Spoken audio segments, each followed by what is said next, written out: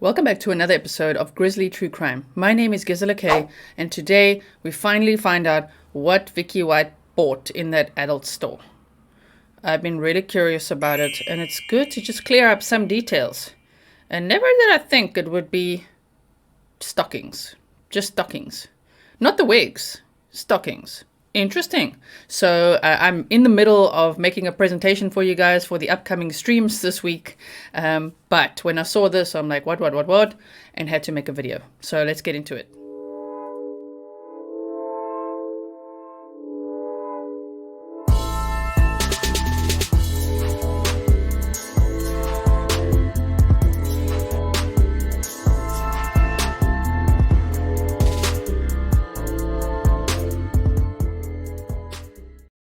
Okay, so I'm just going to dive right in. If you are brand new here and this is your very first time viewing one of my videos, welcome to the Grizzly community. I hope that you consider subscribing, hitting the bell, leaving a comment below. Read the comments below as well to see what a wonderful community this is, and I hope that you will become part of us.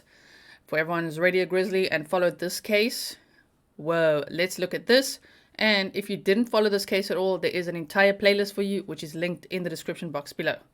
And last thing before I get started, thank you to everyone who sent me PayPals, buy me a coffees, and super thanks. Thank you for that. It's like a little heart with a dollar sign, which you'll see below the video. Thank you for those as well, for becoming a YouTube member, a Patreon, and all that stuff. Thank you for supporting the work that I do. Just by viewing this video, you're already supporting me, so please don't feel pressured to do anything. Thank you for doing that, just hitting the thumbs up and leaving a comment below. Okay, so let's get into this. They say exclusive. Alabama sex shop worker says Vicky White called in to buy stockings and browse sex toys days before busting murderer lover Casey White out of jail. So let's skip the bullet points and just go right into it. Just days before she sprang her lover Casey White from jail, Vicky White bought sexy stockings and browsed the sex toy section of a local adult store. I could have guessed 100 things. I would not have guessed that.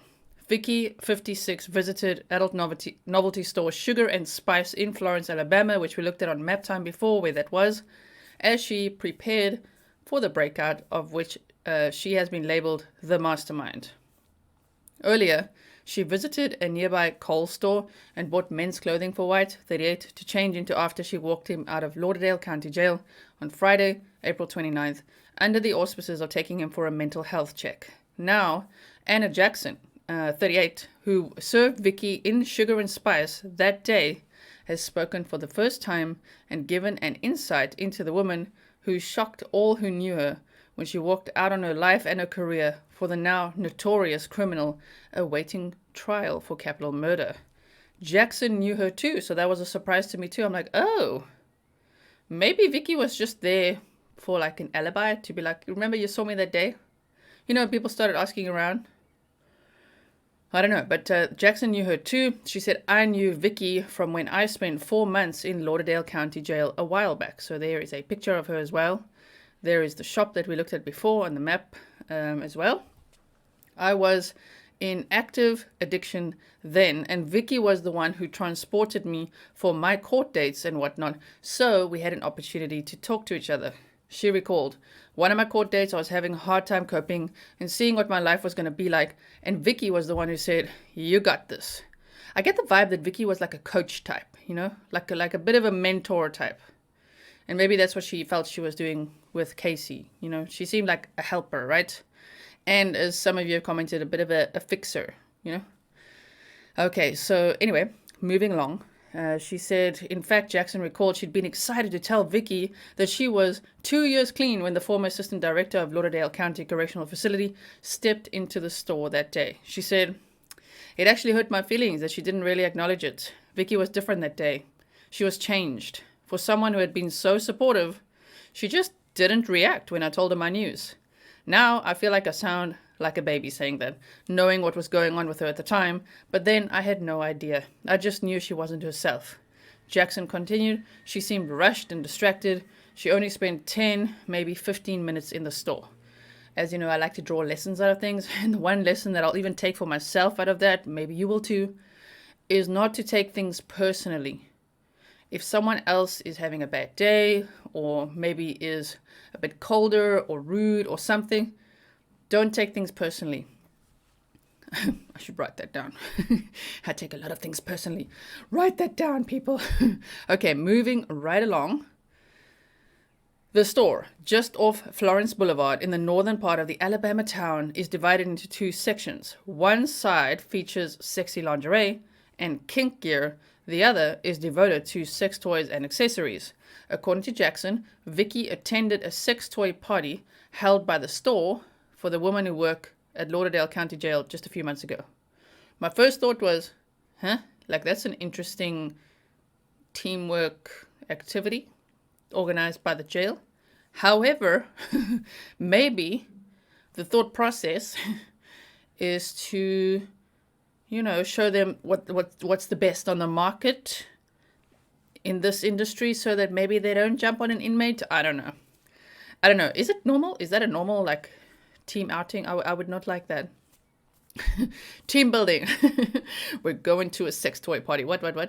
Okay. The event was held at a venue that the store no longer owns and was a fun evening intended to drive sales and introduce the woman to some of the store's products. But Vicky wasn't in the market for many of the accoutrements on sale in the section of the store that the day that she visited ahead of her escape with White. Jackson recalled that Vicky had a quick look around the sex toys section before stepping back out and saying, "I'd better wait." Like, wait for what? Better wait? What? I'd better wait. Okay, instead, she left, having purchased only a pair of sexy stockings. I think she just went there for the stockings. What are you guys thinking? Today, Jackson admits that had she known what was going on in Vicky's mind or what she was planning, she would have tried to caution her against it. She said, "Of course, I'd have tried to say something." But, she said, she doubts that anything or anyone would have made any difference. She said, you can't stop a person when they're driven by love. True. And according to Jackson, knowing Vicky as she did, I feel like for some reason she fell in love with him.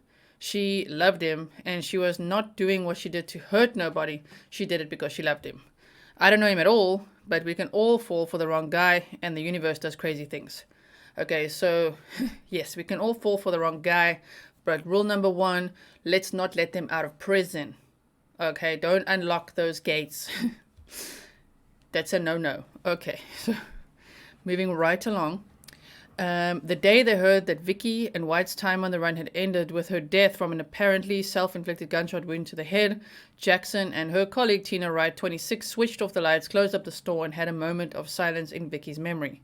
Above all, the one thing Jackson said she remembers about Vicky is she never judged us. She was one of the ones you were happy to have about in jail. If you needed anything, Vicky would get it for you if she could. There are a lot of people who are doing okay today because Vicky helped them. So maybe she wasn't only giving very special treatment to Casey. Maybe she was very kind and nurturing to a lot of inmates, Or inmates, is that the correct word at the correctional facility? Yes? Okay, whatever she did, she didn't deserve to die the way that she did.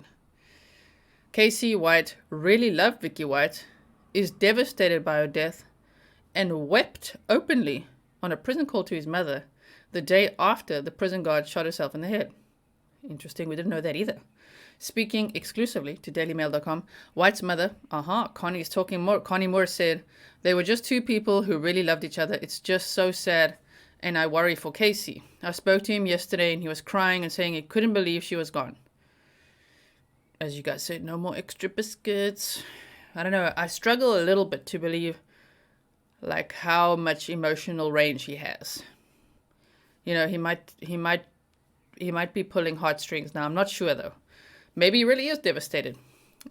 Moore was talking for the first time since her son's 11-day stretch on the lam with Vicky came to a dramatic and tragic end. Okay, so here's Casey White's mother. We've also not seen a picture of her before. There she is. This article is just jam-packed. Well done, Daily Mail. Oh, my word. Now you know why I'm like, wait, what? I mean, I just was like, put on a cap, get that microphone ready, start making a video. Because when I saw this article, I'm like, what? I couldn't wait to share it with you guys. He was recaptured, and Vicky, 56, died after a high-speed car chase in Evansville, Indiana, ending with a couple's car rammed into a ditch by law enforcement. Vicky died in hospital hours later from an apparently, I like how they keep saying allegedly and apparently. self-inflicted gunshot wound to the head. The reason I like it is because I know we still have so many questions. I listen to that audio still and I'm like, it makes no sense. It just makes no sense. The timing of it all, Anyway, and yes, we've listened to the whole 7-minute one. Yes, we have together. Okay, so in the moments after the shot was fired, White could be heard appealing to law enforcement to help for help for his wife.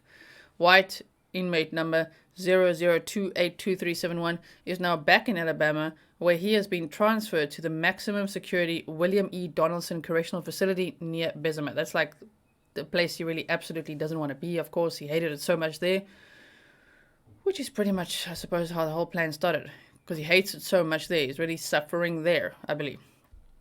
Now, Moore has revealed that he called Vicky his wife during his time in prison too. She said Vicky was really, really good to him. Just being there for him, talking with him, they had a real thing. Yeah, see, it sounds like Connie knew this all along. Because initially she was like, I don't know, I didn't know it was her. But you did. She said Vicky was really, really good to him. She knew about this lady who was there, not every day. Every day when he was in the Lauderdale County Correctional Facility, which he'd been there now for the second time, I believe. Yes, but she also called him when he was in the William E. Donaldson Correctional Facility, maximum security prison. She also called him, she wrote him letters and all that stuff. So I think Connie knew all along. He was calling her his wife even when he was in prison. I just sort of went along with it. I didn't say you shouldn't or whatever. It made him happy. There has been much speculation that it was in fact White who pulled the trigger on his lover. Now his mother has slammed that idea, saying, he's very upset. I know he loved her. He talked to me for over a year about how he had a friend, how nice she was, and how he loved her. Okay. Let's walk in there, escorted out of court arraignment. That picture though, whoa, I'm still like, what happened there? It looks really painful either way. Sure. Right? Oh my word. Okay, so there they've mapped out the whole thing. We've seen this as well. He never told me her name and I was shocked. Okay, yes, she says. He never told me her name and I was shocked when I learned who it was. But he would never hurt her. I told the FBI and the marshals too that he would not hurt her. Visibly emotional, Moore said, I don't know what she was thinking in the end. They couldn't have got out and run. Casey couldn't run. And where would he hide if he did? 6'9". No, I'm glad they didn't run. Asked if she had any message for Vicky's grieving family, Moore said, I would just say I'm very sorry about it. And from all that I've heard from Casey and everyone, that she was a very good person. I just hated with all my heart that it happened. She said, but Casey is not the monster that they posted him to be. I think it's so sad that the comments that the whole world has have made fun of both them and a situation like this. It is a ridiculous situation, though. Anyway, I read 1,000 comments and nobody has a good word to say about any one of them. Imagine if we were to enable such behavior. Anyway, and be kind and super empathic to shame these poor people. That's when we go into the dangerous ground of saying, shame, poor Ted Bundy and all that. It's a boundary. No. Anyway, moving right along. Assistant Director of Lauderdale Correctional Facility, Vicky walked out on her life and 17 years of unblemished service.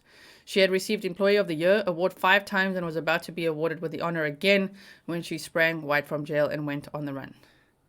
And there's the Motel 41 in Evansville. They stayed in room 150. Whew. They had a whole arsenal of weapons. Of course, I wouldn't say lots of cash compared to how much they started with. Friends and former colleagues have been left baffled by Vicky's actions. Speaking about Vicky's forthcoming award, Lauderdale County Sheriff Rick Singleton said, I think it just shows the kind of person that we thought she was. According to White's mother, Vicky was one of the few good women in her son's life. All his troubles, she said, stem from 2 things, drugs and women, and the bad choices that her son has made with both. Okay, she said, all of the women that he's been with have emotional problems, and Casey has a big heart and just wants to help people. I feel a toxic relationship is what's being described here. I've been in those, because I'm also giver and a helper. But you can sometimes give and give, and then the other party might just take and take, you know. So it could potentially have been a very toxic and, of course, inappropriate relationship. The laundry list of violent felonies that have seen White sentenced to 75 years in prison and facing a capital murder charge for which he will stand trial next month may speak against his mother's assessment of her 6'9" son as a peaceable giant, but Moore is insistent. I also want to say someone commented, I'm so sorry, I don't remember what your name was, commented that it's okay to fall in love or to love people, but, what was the but? It's like, for me, I'm just like, but don't let them out of prison. My mind still goes there. Oh yes, but she was saying if Vicky really loved Casey and she just wanted to be in a relationship with him, she should have resigned from her job. But like kind of having your cake and eating it too, being on the job, you know, even having him there. Now it's almost like a workplace, you know, it is a workplace relationship. Like, what is going on? That is just, it would have been better if she had just resigned, like she did, but without letting him out. Resign, don't sell your home, visit him as much as you like. Anyway, she said, the main thing for Casey has always been the drugs and the woman. So the problem is the drugs and the woman. It's not Casey and his behavior. Okay. Growing up, he was just a basic country kid. He was always tall, but nobody tried to pick a fight with Casey because of it. He was never violent, but when there were drugs there, he would do them, and it went from bad to worse. And this mother, I mean, she was involved in a DV situation with Casey. He got charged for it in 2006. And then he also got charged for domestic assault by hitting another family member with an axe handle, I believe it was. To say he was never violent. He's got a whole history of violence against his own family members. Then he tried to kill his ex-girlfriend. He also killed her dog and held 2 men hostage. A lot of denial going on here. A lot of denial. I'm sure you all saw the clips of Vicky White's graveside service. So I'm not going to show it now because it's really short. They hardly showed anything. You know, there was almost nothing to see there. So I'm sure you checked it out. If you didn't, just check it out on YouTube, and I'll link it below as well so you can see it. But yes, she has been buried, and what an ending to such a wild case. I mean, that's not how any of us saw it going at all. I didn't even know that they would ever be caught. I really do think a lot of us gave them a little bit too much credit in the planning process. I think they really were, especially Vicky, that she was really in love, and that can obviously cloud your logical thinking capabilities. So for me, the things that they still bug me is, of course, the 911 call, whether that's Vicky or OnStar. There's a whole debate going on about that. Why on earth they even decided to leave the truck at a car wash, and for Casey to walk around like that, knowing there's cameras everywhere, leave the keys in the ignition, a Glock case in the center compartment, and a bottle. There was like a Gatorade or something bottle. I mean, that would have DNA on it too. Were they hoping someone would steal it? That's kind of a weird plan, because even stealing it would be on camera, so there's no point in that. I almost have a feeling that this homeless person they paid to help them book the room, that they wanted him to maybe even pick up the car. Maybe he chickened out last minute. I don't know. It's just so weird that they left the car there like that. And then James Stinson, who we still don't know if he's getting the reward or not, he saw the surveillance footage and he's like, what? Like this is the dude. That's Casey. And so because of him, he saw Casey leave the car there, run across the road, and get into a Cadillac where Vicky she'd picked him up in this Cadillac.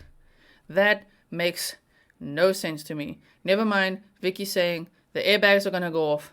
Let's get out and run. And then we're supposed to believe the very next thing is unaliving herself. It just, man, it boggles the mind. And to also think that they'd booked a 14-day stay at this motel. Why? If they had just been on the run, they could have gone to Alaska, Canada. I know Canada would be difficult to get into, but we thought that Vicky was a mastermind planning every step. But even if they just maybe stayed on the run, they could have definitely. I'm not trying to teach them how to do more of this, but it's just bizarre, like so bizarre that they just decided to kind of crash at that motel. To me, I think it just shows there was chemistry between them, and those stockings were packed. I wonder if they were found, in that motel room. Oh my word. Anyway, thank you so much for watching. I will see you again later. I'm doing plenty of upcoming live streams and things. It's all exciting things ahead. I hope that you will subscribe, hit the bell. Please leave your DNA on the thumbs up. Leave a comment below. And if you want to say thanks with a, what's it called? A super thanks, then feel free to do so. Okay, thank you for watching. See you later. Bye.